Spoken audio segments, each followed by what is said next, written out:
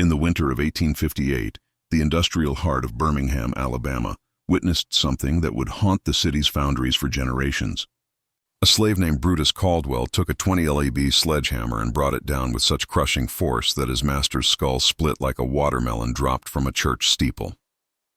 The sound echoed through the Sloth ironworks like a bell tolling for the dead, a wet, sickening crack that 17 witnesses would hear in their nightmares for the rest of their lives. What the authorities discovered in the aftermath wasn't just murder. It was evidence of a conspiracy so twisted and far-reaching that the city's most powerful men spent decades burying the truth beneath tons of molten iron and industrial smoke. The real horror wasn't the killing itself, but what drove a man who had never shown an ounce of violence in 13 years of slavery to commit an act so savage that witnesses claimed they could hear the bones cracking from 50 yards away over the roar of the furnaces. The blood pooled so quickly that it began to steam and hiss where it touched the superheated metal of the foundry floor, creating a sound like serpents dying in fire.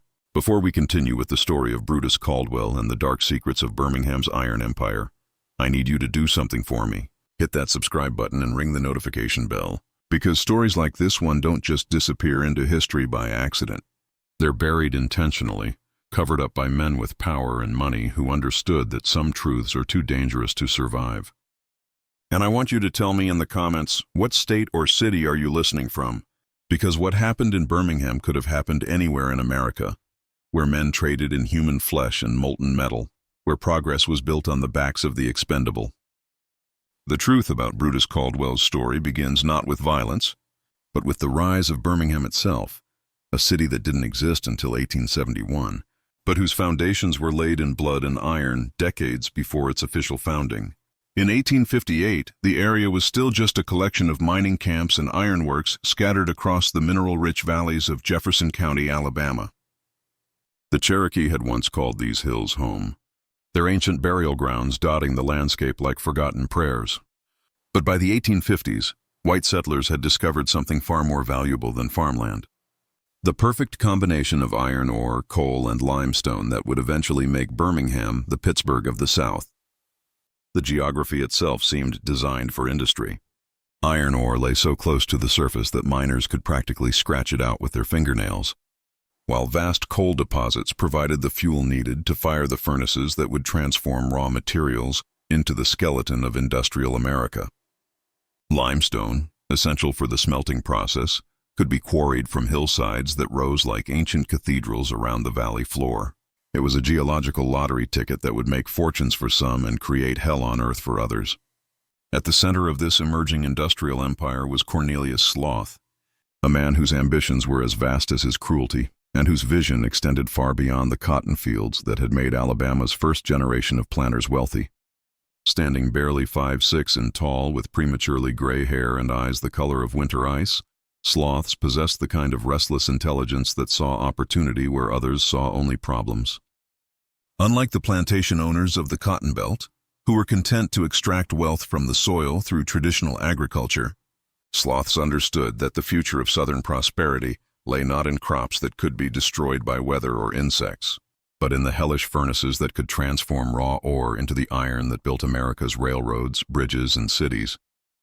Sloth had arrived in Alabama in 1847 from Pennsylvania, carrying letters of introduction from northern industrialists and a head full of ideas about how to adapt Yankee manufacturing techniques to southern labor conditions.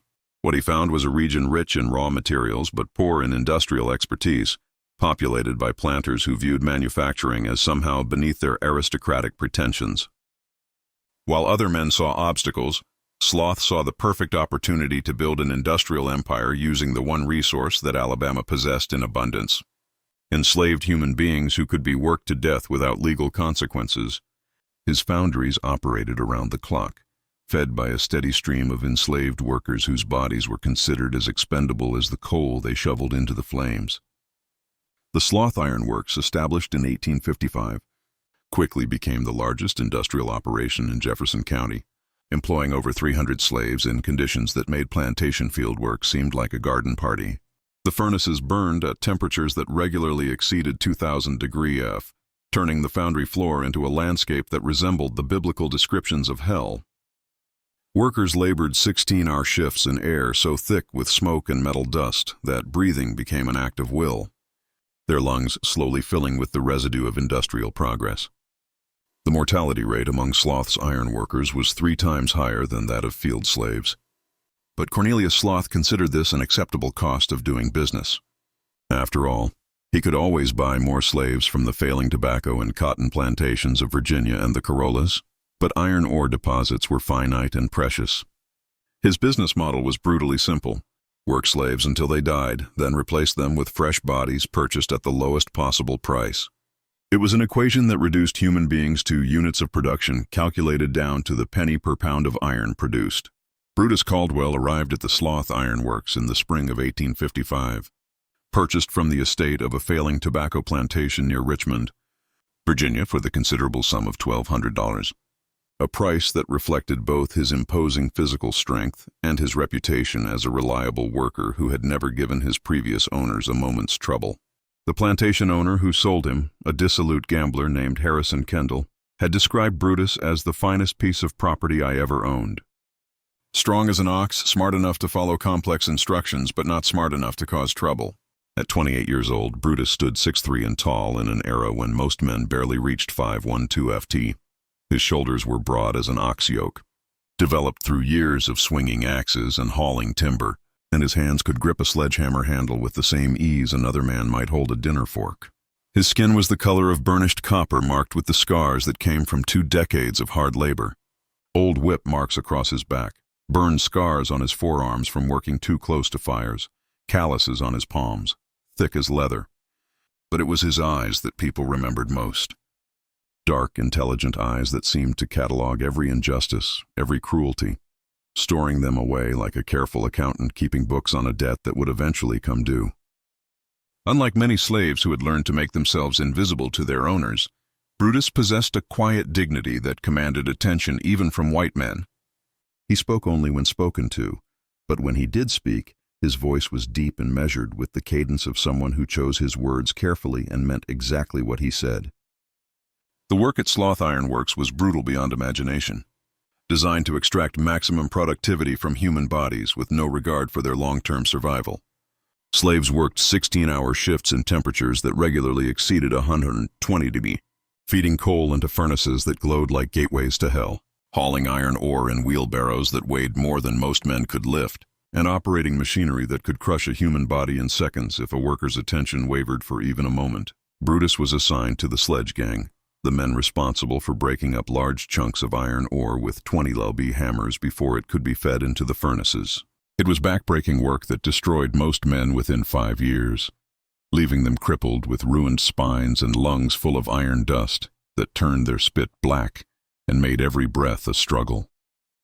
The hammers themselves were works of brutal efficiency, their heads forged from the finest steel and balanced to deliver maximum force with each swing. A strong man could break ore for perhaps 6 hours before exhaustion made him useless. An exceptional man might last 8 hours. Brutus Caldwell routinely worked 10-hour shifts without showing signs of fatigue, his hammer falling with mechanical precision that other workers came to depend on. The rhythm of his work became the heartbeat of the foundry, the steady ring of metal on stone that meant all was well in their corner of this industrial hell.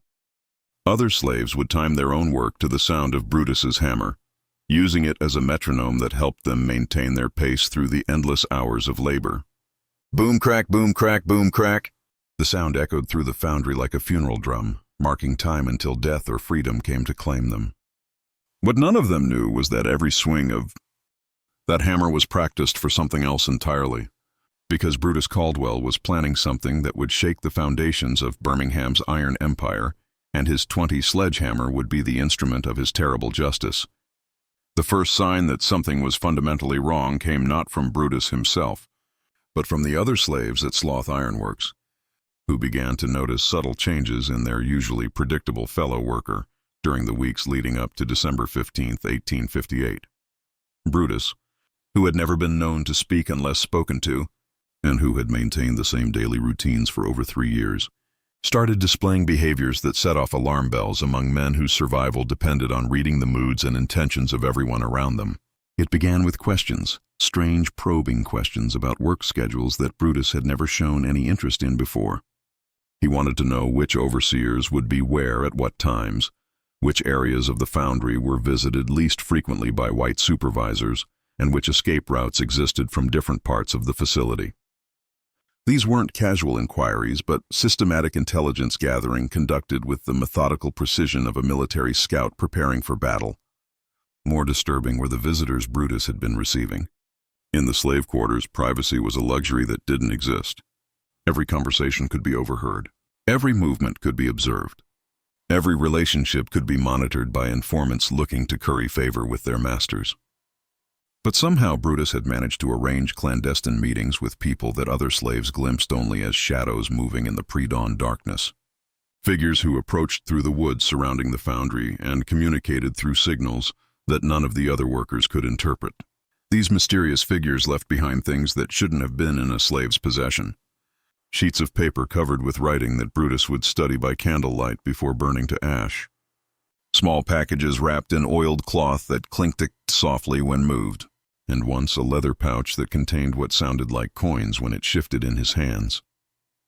The presence of these items suggested connections to the outside world that went far beyond what a typical slave could maintain. Relationships that implied resources and planning on a scale that frightened the other workers. Samuel Hutchins, a fellow slave who worked at the station next to Brutus, later testified that he had seen his friend writing in a small notebook using a pencil stub that had been sharpened down to almost nothing. When Samuel asked about it, Brutus had simply said, "A man needs to keep track of things. You never know when records might come in handy." The notebook disappeared during the investigation following the murder. But Samuel remembered that it was filled with columns of numbers and names written in handwriting so small it looked like ant tracks across the pages. December 15, 1858, dawned cold and gray over the Sloth foundries with a winter storm blowing in from the north that coated everything in a thin layer of ice and made the already treacherous working conditions even more dangerous. The temperature had dropped 20 degrees overnight, and the contrast between the freezing air outside and the superheated environment inside the foundry created an atmosphere that was both literally and figuratively explosive. Ice formed on the windows and walls wherever the building's heat couldn't penetrate, while the furnaces roared at full capacity to meet a rush order for railroad iron that Cornelius Sloth had promised to deliver before Christmas. It was the kind of pressure cooker atmosphere that had led to accidents in the past. Men slipping on icy walkways and falling into molten metal or collapsing from exhaustion and being trampled by their fellow workers who couldn't stop the relentless pace of production even to help a fallen comrade. The combination of extreme temperatures, hazardous working conditions, and impossible deadlines created a situation where human life became even more expendable than usual. At 3:17 in the afternoon, Cornelius Sloth made his daily inspection tour of the foundry floor, a ritual he never missed because it served multiple purposes. It allowed him to monitor productivity and identify potential problems. But more importantly, it was a daily demonstration of his absolute authority over every aspect of the operation. Sloth dressed for these tours like a general reviewing his troops, wearing expensive clothes that cost more than most free workers made in a month. Silk shirts imported from France, wool trousers tailored in New Orleans, and boots made from leather so fine they gleamed even in the dim, smoky light of the ironworks. His appearance on the foundry floor always created a ripple of tension among the workers, who understood that their master's visits often resulted in punishment for someone. Sloth had a talent for finding fault with the most diligent workers, and a memory for grudges that stretched back years. He carried a walking stick made from polished hickory, not because he needed assistance walking, but because it served as both a symbol of authority and a weapon that he used to strike workers who displeased him. On this particular afternoon, Sloth was accompanied by two men who didn't belong in an iron foundry. Well-dressed visitors wearing clean clothes and carrying leather portfolios that suggested they were there on business rather than inspection. The workers who noticed them whispered among themselves, wondering if these strangers were potential buyers, government inspectors, or something else entirely. Their presence added an additional layer of tension to an already volatile situation. What happened next was witnessed by 17 different people, but their accounts varied so dramatically that investigators would spend months trying to piece together a coherent version of events. What everyone agreed on was this. Cornelius Sloth was standing near the number 3 furnace berating a slave named Samuel for working too slowly, when Brutus Caldwell approached from his usual position at the orb-breaking station. According to witness testimony, Brutus had been working steadily all day, his hammer falling in the same mechanical rhythm that had become the soundtrack of the foundry. But at approximately 3:15, he simply set down the chunk of iron ore he had been pulverizing, picked up his 20 LOB sledgehammer, and walked with calm, deliberate steps toward his master. His movements were so purposeful and controlled that several witnesses later said they knew something terrible was about to happen, but they were frozen by disbelief and unable to intervene. "Mr. Sloths," Brutus said, his voice carrying clearly over the roar of the furnaces and the clang of metal on metal. His tone was respectful, almost deferential, giving no hint of the violence that was about to follow. "I got something for you, sir." Cornelius Sloth turned around, and that's when witnesses noticed something they had never seen before. Genuine fear in their master's eyes. Not the momentary startle of someone surprised by an unexpected voice, but the deep primal terror of a man who recognized death walking toward him. Sloth's face went pale, his walking stick trembling in his hand, and for a moment he seemed unable to speak or move. "What do you want?"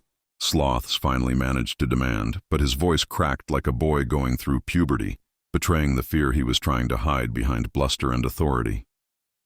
Brutus raised the sledgehammer above his head with both hands, the 20 unalloyed of forged steel catching the red glow of the furnace flames.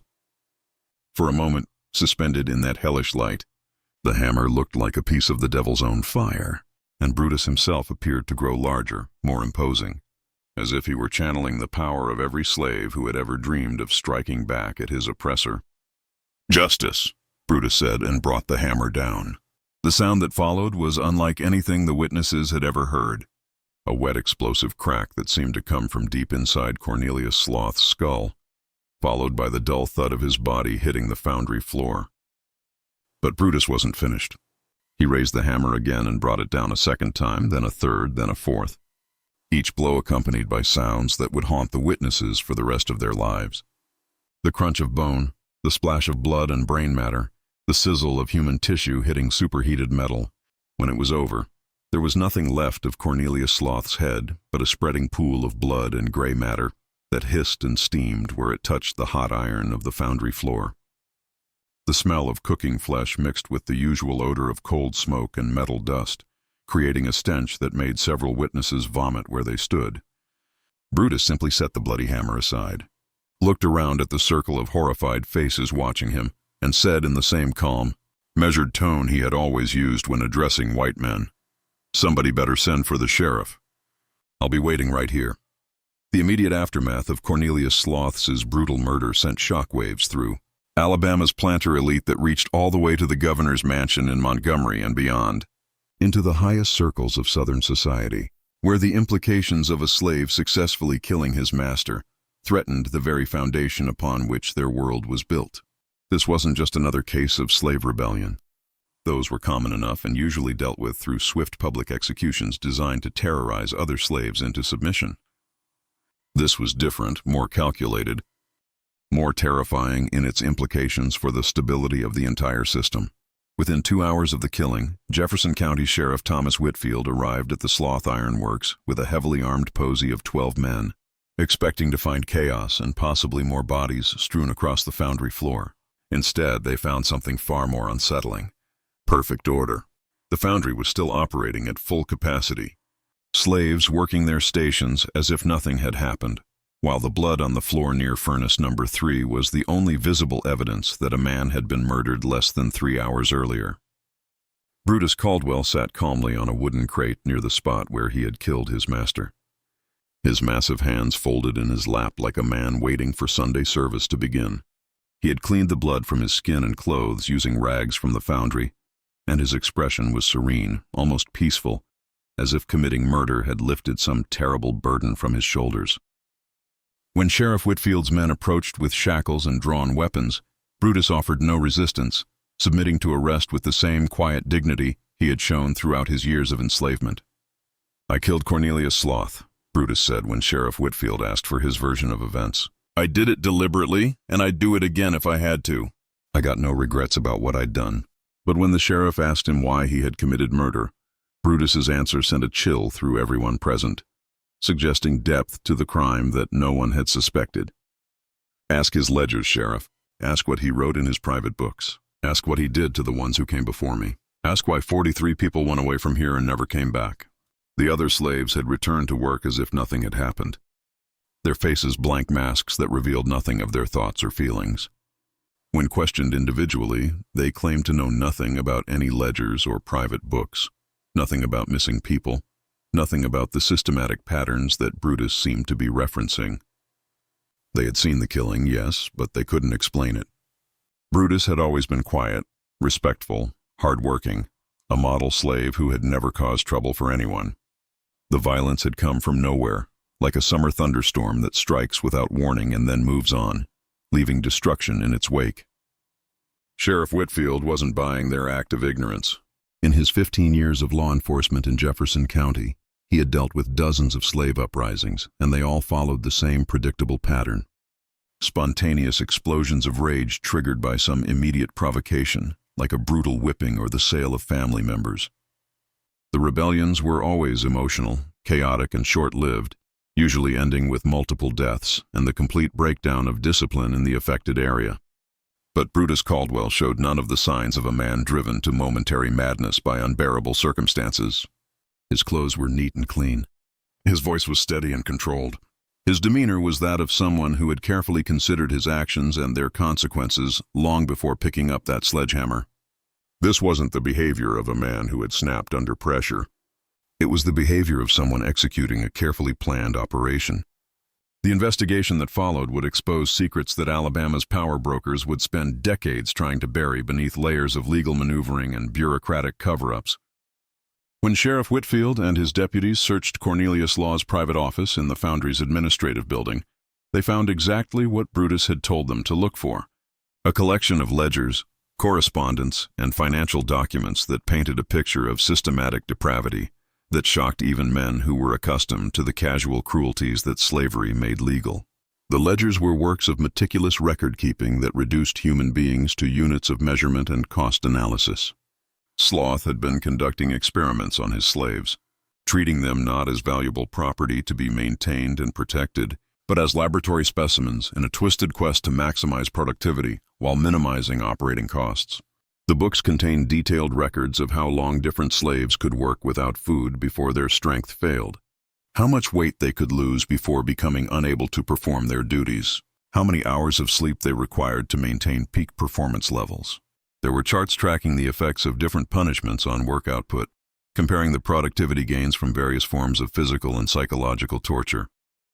Notes detailed which slave families could be most effectively controlled through threats to their children, which individuals responded better to rewards versus punishments, and which ones could be pushed to the point of death without significantly impacting overall production. It was industrial management applied to human misery, with slaves reduced to variables in equations designed to extract maximum profit from their suffering. But the most damning discovery was a series of correspondence with Dr. Josiah Nott, a mobile physician who was conducting research into what he called racial medicine, pseudoscientific studies designed to prove the biological inferiority of African-Americans and justify their continued enslavement. The letters written in Sloth's own hand and signed with his personal seal revealed that he had been providing Dr. Nott with slave subjects for medical experiments, shipping them to Mobile in specially modified railroad cars and receiving substantial payments for each specimen delivered alive and in suitable condition for research purposes. The correspondence detailed a business relationship that had been operating for over 3 years, with Sloth serving as Dr. Nott primary supplier of human subjects for experiments that ranged from surgical procedures performed without anesthesia to deliberate infections designed to study disease progression in different racial populations. The letters discuss the subjects as if they were laboratory animals with clinical descriptions of their physical characteristics, health conditions, and suitability for specific types of research. Dr. Nott's payments were substantial, up to $500 per subject, depending on their physical condition and the type of experiments planned for them. The letters made clear that the subjects were never expected to return, with Dr. Nott describing his research as terminal studies that would advance medical knowledge at the expense of individual lives that he considered scientifically valuable but personally worthless. Sheriff Whitfield realized he was looking at evidence of systematic murder disguised as scientific research, but he also understood the political implications of what he had discovered. Dr. Josiah Nott was no backwards quack operating in secrecy. He was a respected member of the medical community, a man whose theories on racial superiority were cited by politicians and judges throughout the South as justification for slavery itself. His research was funded by medical schools and scientific societies, and his findings were published in prestigious journals that shaped public policy and legal precedent. Exposing the experimental program wouldn't just destroy careers and reputations. It would undermine the scientific foundation that the entire Southern system depended on for moral and intellectual justification. If Dr. Keene's methods were exposed as torture and murder, then his conclusions about racial differences would be called into question, potentially undermining the legal and philosophical arguments that supported slavery itself. The sheriff made a decision that would haunt him for the rest of his life and changed the course of the investigation in ways that protected the guilty while condemning the innocent. He confiscated all of Sloth's ledgers and correspondence, told his deputies that they had found nothing of importance in the office search, and ordered that all evidence of the experimental program be destroyed. The official report stated that Cornelius Sloth had been killed by a slave named Brutus Caldwell for reasons unknown, possibly related to a workplace dispute or personal grudge. But Sheriff Whitfield wasn't entirely corrupt. He was a man torn between his duty to uphold justice and his understanding of the political realities that governed his world.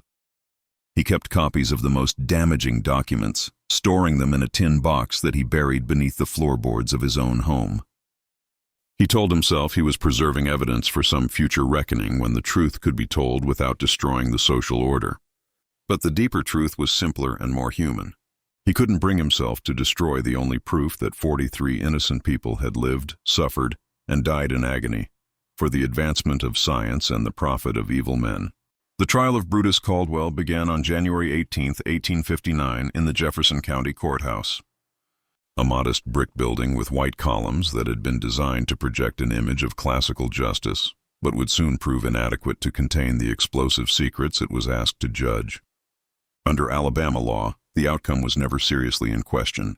A slave who murdered his master would hang regardless of circumstances, motivation, or provocation. The legal proceedings were typically brief formalities that served more as public theater than actual trials designed to demonstrate the state's commitment to protecting white lives while maintaining the fiction that slaves received due process under the law. But what should have been a simple proceeding that concluded within a day or two quickly became something far more complex and dangerous, threatening to expose secrets that some of Alabama's most powerful men had assumed would remain buried forever. The difference was Benjamin Carver, the court-appointed lawyer assigned to represent Brutus, a man whose background and principles made him uniquely unsuited for the role of providing token defense for a doomed slave. Carver was a recent graduate of Harvard Law School, who had returned to his native Alabama with ideas about justice and legal ethics that didn't quite fit the Southern mold he had grown up in. The son of a small-town minister, he had been raised to believe in the fundamental dignity of all human beings, a philosophy that had been challenged but not destroyed by his exposure to the harsh realities of slavery during his childhood. His legal education in Boston had exposed him to abolitionist arguments and constitutional principles that were rarely discussed in Alabama courtrooms, giving him a perspective that combined Northern idealism with Southern practicality. At 26 years old, Carver was young enough to still believe that the law could be an instrument of justice rather than simply a tool for maintaining existing power structures. He had returned to Alabama, hoping to build a practice that would allow him to support social reform while earning a decent living. But the reality of legal practice in a slave state had proven more morally complex than his Harvard professors had prepared him for.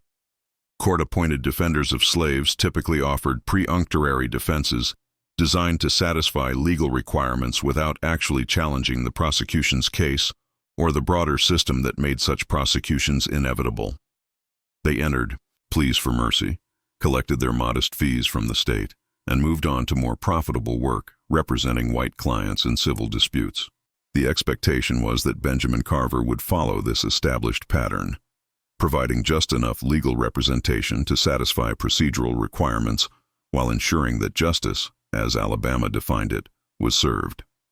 But Carver saw the case as an opportunity to test the principles he had learned about constitutional law and human rights against the realities of Southern justice.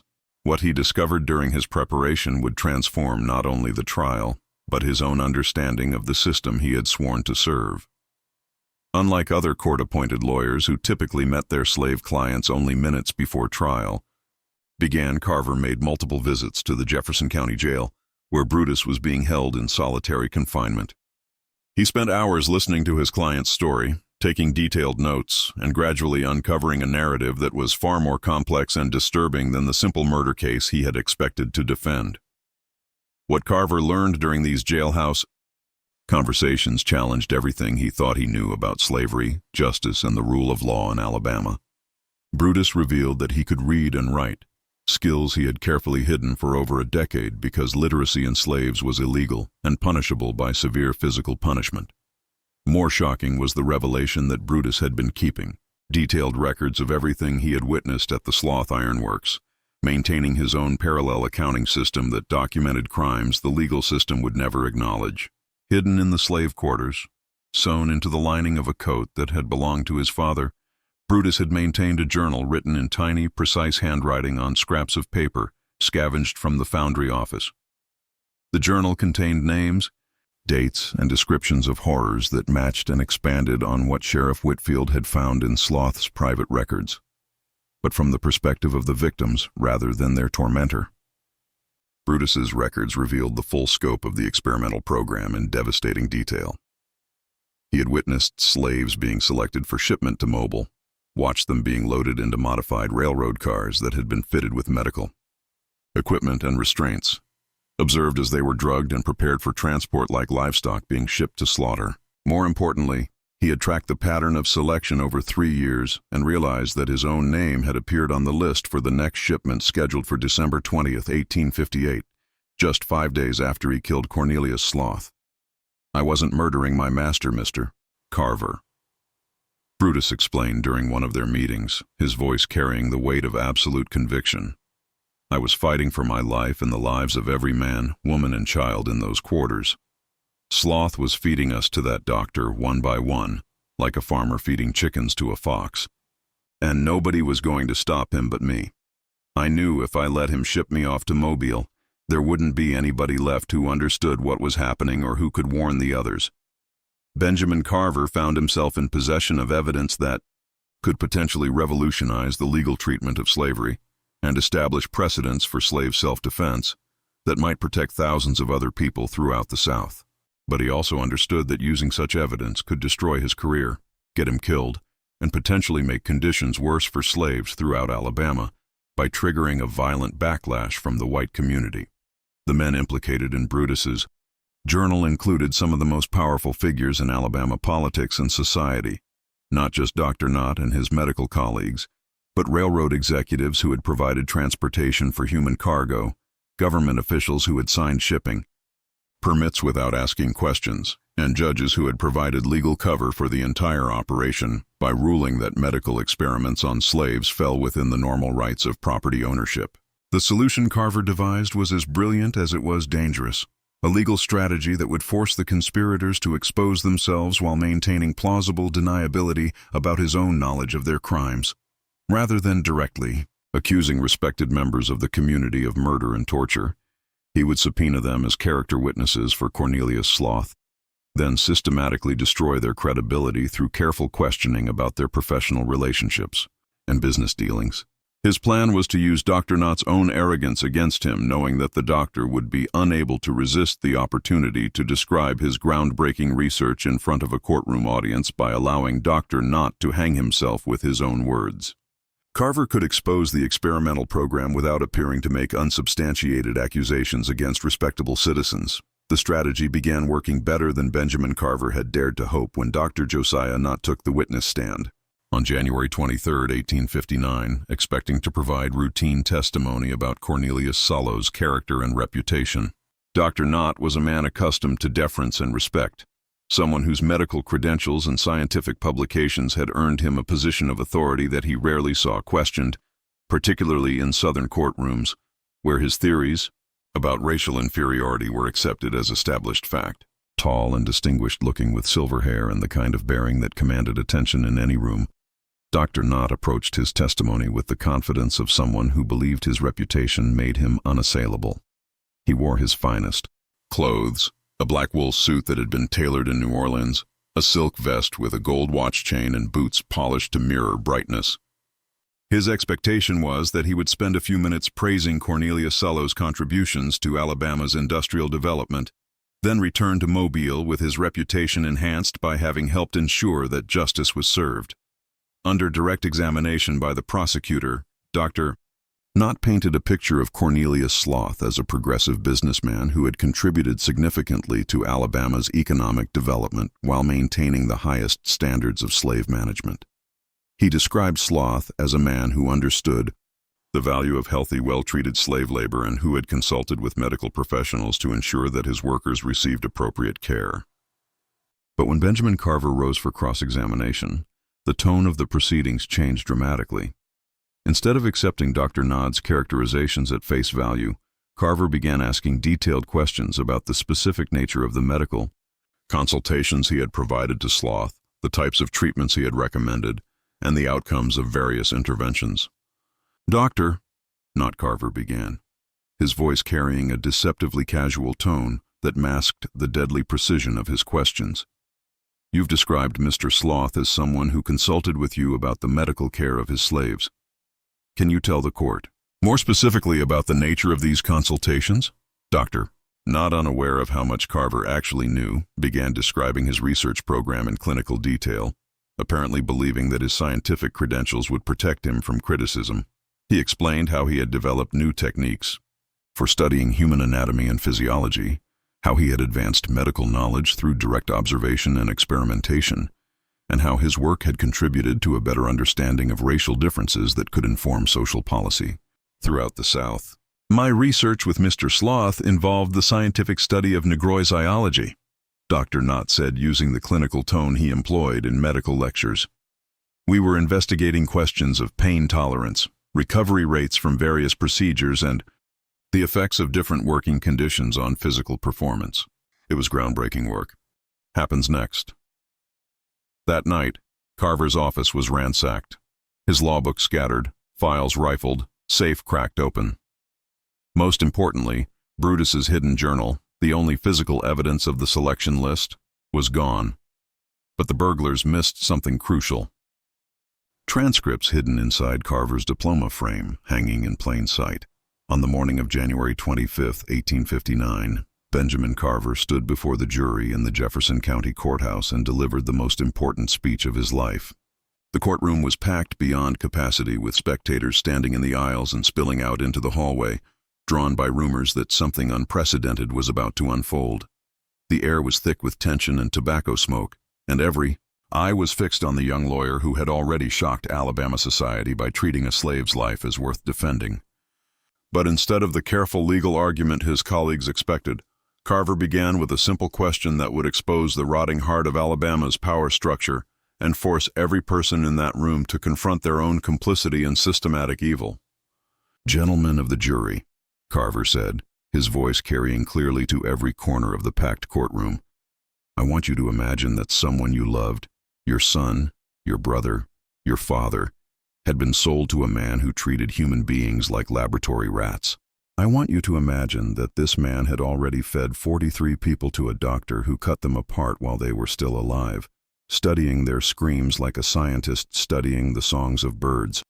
And I want you to imagine that your loved one was next on the list, scheduled to be shipped away in 5 days to suffer the same fate. What would you do?" The prosecution's objection came immediately. Judge Crawford sustained it with obvious irritation, but the question hung in the air like smoke from a fire that couldn't be extinguished. Carver had violated every rule of legal decorum and courtroom procedure, but he had also forced the jury to confront the fundamental question at the heart of the case. When does murder become self-defense? And when does a human being have the right to fight for his own survival against systematic torture? What followed was the most systematic destruction of a conspiracy that a Southern courtroom had ever witnessed. Despite the theft of Brutus's journal and the obvious pressure from powerful interests to end the trial quickly, Carver had managed to preserve enough evidence to present a devastating case that would strip away the veneer of respectability from some of Alabama's most prominent citizens. He called witness after witness, railroad workers who had loaded the modified cars and wondered why they were fitted with medical restraints, government clerks who had processed shipping permits for medical specimens without asking too many questions about what those specimens actually were, even former employees of Dr. Nott who had quit their positions in horror at what they had been asked to assist with. The picture that emerged was of a network of corruption and cruelty that extended from the foundries of Birmingham to the medical schools of Mobile and the government offices of Montgomery. Cornelius Sloth hadn't been acting as a lone monster. He had been part of a systematic program designed to provide human subjects for experimental research, all under the legal cover of slave ownership and the moral justification of scientific progress. Each witness added another piece to the horrific puzzle, and with each revelation, the spectators in the courtroom grew more restless and disturbed. Men who had come expecting to watch a simple murder trial found themselves confronting evidence of atrocities that challenged their fundamental assumptions about their society and their own moral complicity in its crimes. The most dramatic moment came when Carver recalled Dr. Nott to the witness stand for additional questioning.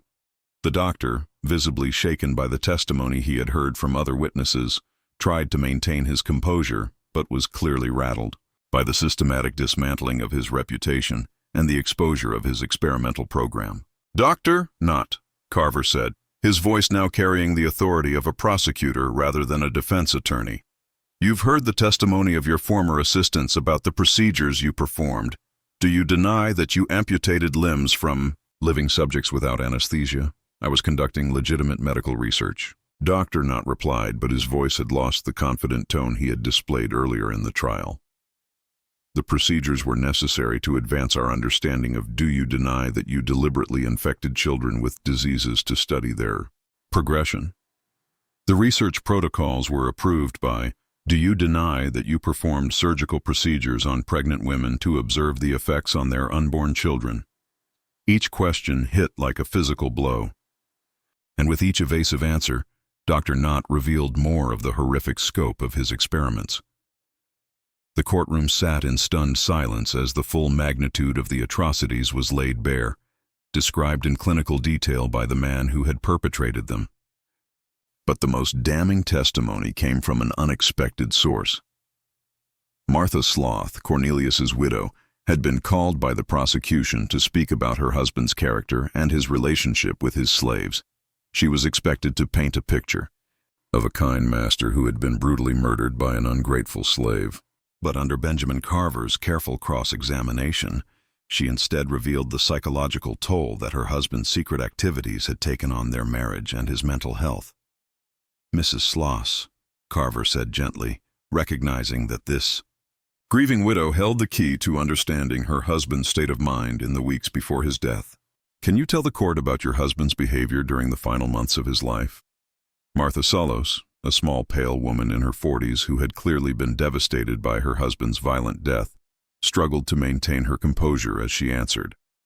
"He changed," she said, her voice barely audible above the silence of the packed courtroom. "He started having nightmares, terrible nightmares that would wake him up, screaming about sounds, horrible sounds that he said he couldn't get out of his head." "What kind of sounds, Mrs. Sloths?" "He said they were the sounds that people made when they realized what was going to happen to them. He said he could hear them begging, crying, praying, but he couldn't make it stop. Tears were streaming down." Her face now and several members of the jury shifted uncomfortably in their seats. "Did your husband express any regrets about his business activities?" "He kept a loaded pistol by the bed because he said he was afraid they would come for him, the ones he had sent away. He barely slept, barely ate. He would sit at his desk for hours, writing letters that he never sent, talking about getting out of some kind of business arrangement before it destroyed us all." It was Martha Sloth who provided the final crucial piece of the puzzle when she revealed the location of her husband's personal safe hidden behind a false wall in their home's basement. "He told me about it just a few days before he died. She said he said if anything ever happened to him, I should tell the authorities about the safe and what was in it. He said there were things that needed to come to light. Sheriff Whitfield, under direct order from Judge Crawford, retrieved the contents of the safe and brought them to the courthouse in a leather satchel that seemed to weigh more than its physical contents could account for. When the sheriff opened that satchel in open court and spread its contents across the defense table, the final pieces of the conspiracy were exposed for everyone to see. There were financial records that traced payments from Dr. Nott totaling over $20,000 across 3 years. Shipping manifests that documented the transportation of medical specimens from Birmingham to Mobile, and correspondence between Sloth and government officials who had provided the paperwork necessary to move human cargo across state lines without interference. But the most damning piece of evidence was a letter written in Cornelius Sloth's own handwriting dated December 10, 1858, just 5 days before Brutus Caldwell ended his life with a sledgehammer. The letter was addressed to his wife, but apparently never sent. A confession of guilt and an expression of fear that revealed the true state of mind of a man who knew he was living on borrowed time. Judge Crawford ordered the letter read aloud to the court, and as the clerk's voice echoed through the silent courtroom, the full horror of the situation became clear to everyone present. "My dearest Martha," the letter began, "I can no longer continue with the arrangements I have made with Dr. K.N. and his associates. The money has been good, better than I ever dreamed possible, but the cost to my soul and my sanity has become unbearable. I know that what we have been doing is wrong, not just morally, but in the eyes of God, and I fear that divine justice will soon catch up with all of us. The big one, Brutus, has been watching me with those dark eyes of his, and I swear he knows exactly what I have been doing to his people. There is an intelligence there that frightens me, a patience that suggests he is planning something terrible. I have decided that after we send him to Mobile with the next shipment, I am getting out of this business entirely before it destroys us all. I pray that God will forgive me for what I have done, and I pray that you will never have to learn the full extent of my sins." The letter was signed and dated, providing undeniable evidence that Cornelius Sloth had planned to send Brutus Caldwell to Dr. Nott for medical experimentation, and that Brutus had somehow become aware of this plan. In that moment, the case transformed from a simple murder trial into something far more complex. A story of a man fighting for his life against systematic torture using the only weapon available to him.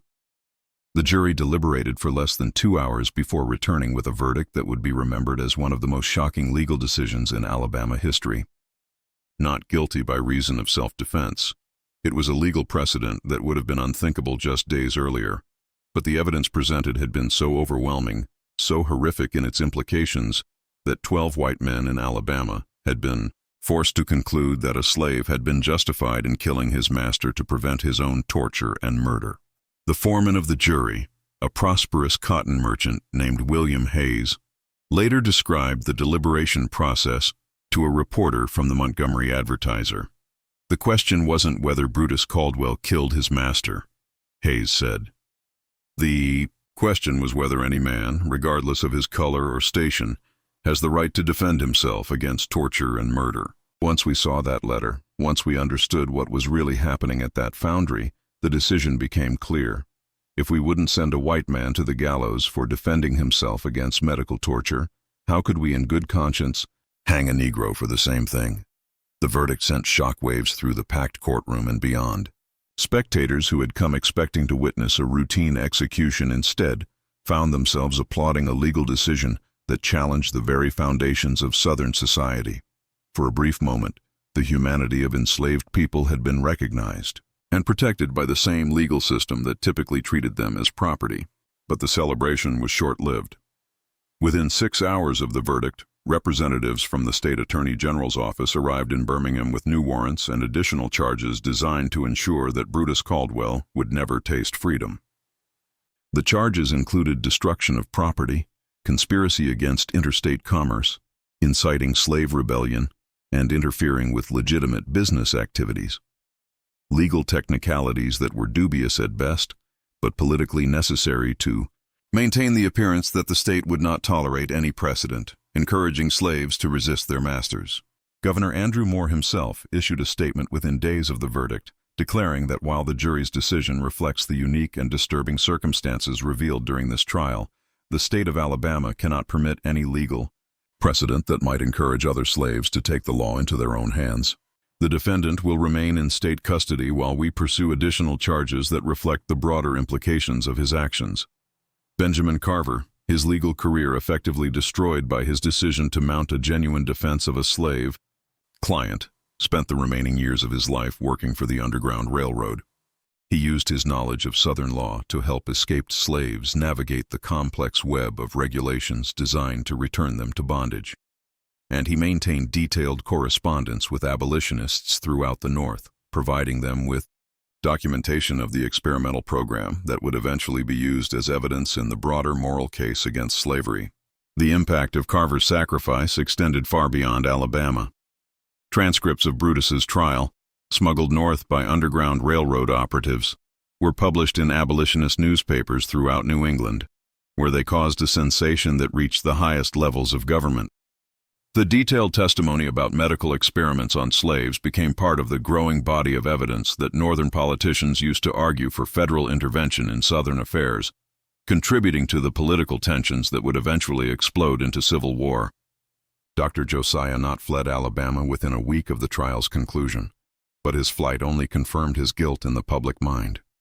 The medical community, faced with undeniable evidence of his atrocities and the public outrage that followed, their exposure stripped him of his credentials and banned him from practicing at any reputable institution. He spent his final years as a traveling patent medicine salesman, peddling dubious remedies to rural communities that didn't know his history.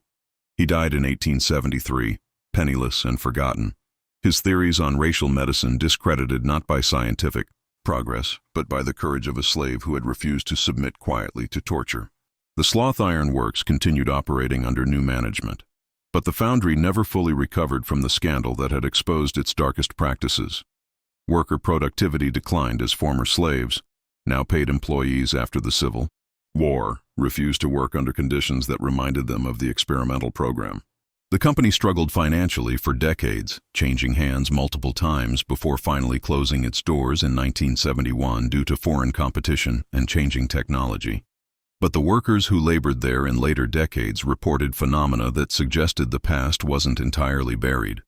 Maintenance crews working night shifts consistently heard the sound of a 20 LEB hammer striking metal in the steady rhythmic pattern that had once been Brutus Caldwell's signature.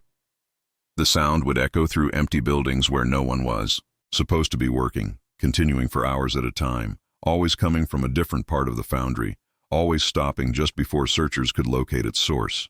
These reports persisted for over a century, becoming part of Birmingham's industrial folklore and contributing to the foundry's reputation as a haunted place where the ghosts of slavery's victims continued their eternal labor. Some dismissed the stories as the product of guilty consciences and overactive imaginations, but the reports were too consistent and came from too many reliable sources to be easily explained away. Brutus Caldwell himself lived for another 37 years, spending them all in various Alabama prisons, as the state found new reasons to keep him locked away whenever his current sentence neared expiration. But imprisonment couldn't break his spirit or silence his voice. He became a teacher and leader among his fellow inmates, establishing secret schools where he taught dozens of prisoners to read and write, skills that were still illegal for African-Americans in many parts of the post-war South. More importantly, Brutus helped his fellow prisoners document their own experiences with a legal system that continued to treat them as less than human even after slavery's formal abolition. Under his guidance, former slaves and their descendants wrote detailed accounts of their experiences with sharecropping, convict leasing, and other forms of exploitation that replaced the chains of slavery with new forms of bondage. His influence extended beyond prison walls through letters smuggled out by sympathetic guards and visiting ministers. These letters, written in the same careful handwriting that had once documented the experimental program, provided guidance and encouragement to African-Americans throughout the South who were struggling to navigate the dangerous transition from slavery to a freedom that often existed more in law than in reality. When Brutus Caldwell died on November 15, 1896, at the age of 69, his body finally worn out by nearly 4 decades of prison labor, his funeral was attended by hundreds of people whose lives he had touched during his long imprisonment. His final words, recorded by the prison chaplain who had become his friend and confidant, were characteristic of the man who had chosen justice over safety. "I did what I had to do, and I do it again." The only thing I regret is that I couldn't save the others who went before me.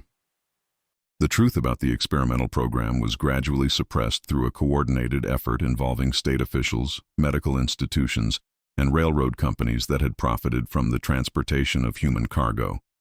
But the story refused to stay buried, as truth has a way of surfacing, despite the best efforts of those who would prefer it remain hidden. The most important discovery came in 1987 during the renovation of a house that had belonged to Sheriff Thomas Whitfield. Workers found a tin box buried beneath the kitchen floorboards containing the documents that Whitfield had saved from Cornelius Sloth's office, ledgers, correspondence, and financial records that provided definitive proof of the experimental program and the network of corruption that had protected it. These documents, now housed in the Alabama Department of Archives and History, tell a story that challenges everything we thought we knew about American slavery and the capacity for ordinary people to become complicit in extraordinary evil. This mystery shows us that history's most horrific crimes are often committed not by monsters, but by ordinary people who convince themselves they're serving a greater good. What do you think of this story? Do you believe that Brutus Caldwell was justified in taking the law into his own hands? Could something like this happen again in modern America? Or have we learned enough from our history to prevent it? Leave your comment below. If you enjoyed this tale and want more horror stories like this, subscribe, hit the notification bell, and share with someone who loves mysteries, because the most terrifying stories are often the ones that could be true. See you in the next video.